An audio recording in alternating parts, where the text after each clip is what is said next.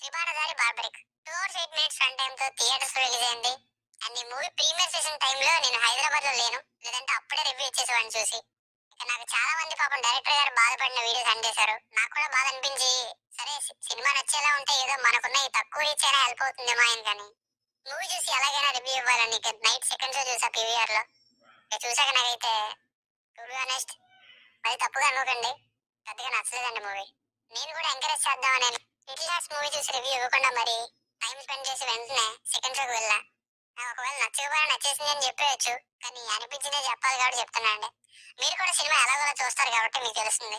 అలాగే మీరు ఎవరైనా సినిమా చూసి మళ్ళీ నన్ను మిస్అండర్స్టాండ్ చేసుకోకూడదు కదా. 3 బాణాలు కలిగి ఉన్న బార్బరికుడు అలియాస్ త్రిబాణధారి బార్బరిక్ ఈ టైటిల్ పెట్టి మధ్య మధ్యలో మైథాలజీని హైలైట్ చేస్తున్నప్పుడు ఎంతో కొంత దానికి తగ్గట్టు ఉండాలి కదా. అసలు టైటిల్ ని పెట్టినట్టు ఈ బార్బరిక్ అని సత్యరాజ్ గారి క్యారెక్టర్ తో కంపేర్ చేయడం తప్ప పెద్దగా యూజ్ చేయలేదనే చెప్పాలండి. ఫస్ట్ హాఫ్ అంతా సత్యరాజ్ గారు ఉన్న ఇన్వెస్టిగేషన్ ఇంట్రెస్టింగ్ గా బాగుంది. నిజానికి సినిమా మొత్తంలో అదే హైలైట్. మిగతా ఫస్ట్ హాఫ్ స్ట్రిక్ట్లీ యావరేజ్ అనిపించింది. సెకండ్ హాఫ్ ఆ లేడీ డాన్ దావత్ సాంగ్ ఇంకా రివీల్ చేసిన కొన్ని ట్విస్టులు థ్రిల్లింగ్ గా ఉన్నాయి.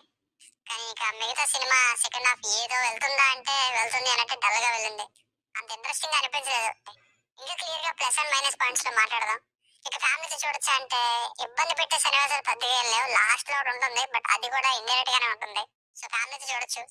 ఇక బేసిక్ స్టోరీ లైన్ ఏంటంటే మూవీ మొదలవడమే ఆగస్ట్ 15 రసూల్పురాలో మొదలవుతుంది.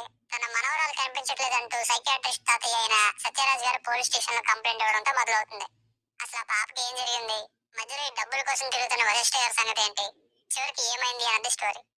ప్లస్ పాయింట్స్ ఫస్ట్ హాఫ్ అంతా ప్రెసెంట్ లో ఇన్వెస్టిగేషన్ మోడ్ లోను, మరోవైపు నాన్ లీనియర్ వేలోను మంచి స్క్రీన్ ప్లే తో ఫ్లాష్ బ్యాక్ లోకి షిఫ్ట్ అవుతూ మళ్ళీ ప్రెసెంట్ లోకి మారుతూ ఉంటుంది.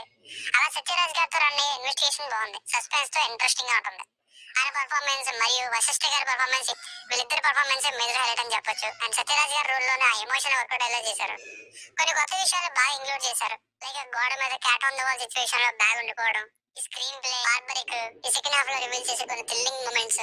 పైగా బార్బరికుడు ఎంత పెద్ద యుద్ధాన్ని అయినా ఒక్క నిమిషంలో ముగించేయగలిగే యోధుడు వారియర్ అంటూ ఇచ్చిన స్లైట్ ఇంట్రడక్షన్ తో ఆయన ఎవరో తెలియని గారికి తెలుస్తుంది.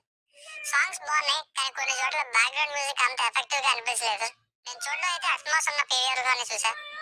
మైనస్ పాయింట్స్ స్టోరీ ఓవరాల్ గా ఒక normal revenge and crime thriller గానే అనిపించిందండి. ఫస్ట్ హాఫ్ లో థ్రిల్లింగ్ పార్ట్ అంతా కూడా ఇంట్రెస్టింగ్ గా ఉంటుంది, మళ్ళీ పాస్ట్ లోకి అలా షిఫ్ట్ అవుతుంటుంది, అది స్లో చేసేస్తుంటుంది. ఇక సెకండ్ హాఫ్ ప్రొసీడింగ్స్ ఇంట్రెస్టింగ్ గా అనిపించలే. క్లైమాక్స్ అయితే ఇది క్లైమాక్స్ అనేటట్టు సడన్ గా అయిపోయింది. సీన్స్ ని మంచి ఐడియాస్ అండ్ కొత్త కొత్త విషయాలతో రాసినప్పటికీ కొన్ని సీన్స్ కి అంత డీటెయిలింగ్ అక్కర్లేదు అనిపించింది. Like separate love song Vashishta గారికి ఇలాంటివి. సినిమా మొత్తంలో చాలా మంచి నోన్ ఆర్టిస్టులను పెట్టినప్పటికీ క్యారెక్టర్స్ ని అండర్ యూటిలైజ్డ్ అని చెప్పాలండి. సింగం ప్రేమ్ సహాయ్, లేడీ డాన్ గా ఉదయ్ భాన్ గారు, విటివి గణేష్ గారు, ఇలా వీళ్ళందరినీ అంత బాగా యూజ్ చేసుకోలేదండి. లాజికల్ ఇష్యూస్ లైక్ రికార్డ్ చేసిందేమో వెర్టికల్ గా, చూపించేదేమో ల్యాండ్స్కేప్ మోడ్ లో. రీసెంట్ గా మహారాజా అండ్ మారేసన్ మూవీస్ లో కూడా బ్యాక్ డ్రాప్ కొంచెం ఇలానే సిమిలర్ గా ఉంది.